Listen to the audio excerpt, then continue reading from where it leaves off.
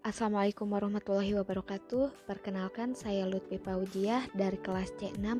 Saya Purna Praja angkatan 27. Baiklah, di sini saya akan menjelaskan mind mapping yang telah saya buat mengenai wawasan kebangsaan dan nilai-nilai bela negara. Mind mapping dibuat untuk mempermudah memahami suatu konsep dalam suatu materi. Di sini materi yang akan saya bawakan yaitu wawasan kebangsaan dan nilai-nilai bela negara. Wawasan kebangsaan merupakan cara pandang bangsa Indonesia dalam rangka mengelola kehidupan berbangsa dan bernegara yang dilandasi oleh jati diri bangsa dan kesadaran terhadap sistem nasional guna memecahkan masalah untuk mencapai masyarakat aman, adil, makmur, dan sejahtera.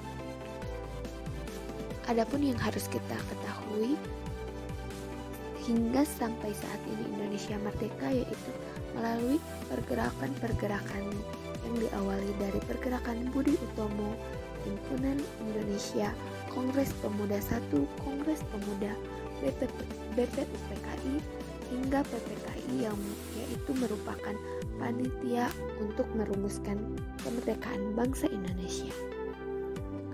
Adapun konsensus dasarnya yaitu yang pertama Pancasila, yaitu merupakan landasan dasar bangsa Indonesia dalam bernegara. Kemudian Bhinneka Tunggal Ika yang berarti berbeda-beda tetapi satu, bangsa Indonesia dengan keberagamannya namun sama yaitu satu tujuan. Kemudian Undang-Undang Dasar 45 yang merupakan aturan dasar. Kemudian Negara Kesatuan Republik Indonesia. Untuk bela negara. Bela negara adalah tekad, sikap, dan perilaku serta tindakan warga negara baik secara perseorangan maupun kolektif dalam menjaga kedaulatan negara, keutuhan wilayah, dan keselamatan bangsa dan negara yang dijiwai oleh kecintaannya kepada Negara Kesatuan Republik Indonesia yang berdasarkan Pancasila dan Undang-Undang Dasar 1945 dalam menjamin keberlangsungan hidup bangsa Indonesia dan negara dari berbagai ancaman. Adapun nilai-nilai dasar dari bela negara, yang pertama, cinta tanah air, kedua, sadar berbangsa dan bernegara, tiga, setia pada Pancasila sebagai ideologi negara, empat, rela berkorban untuk bangsa dan negara, lima, kemampuan awal bela negara. Adapun indikator dari cinta tanah air, yang pertama, menjaga tanah serta seluruh ruang wilayah Indonesia. Jiwa dan raganya bangsa sebagai bangsa Indonesia. Jiwa patriotisme terhadap bangsa dan negara, menjaga nama baik bangsa dan negara, memberikan kontribusi pada kemajuan bangsa dan bernegara, bangga menggunakan hasil produk bangsa Indonesia.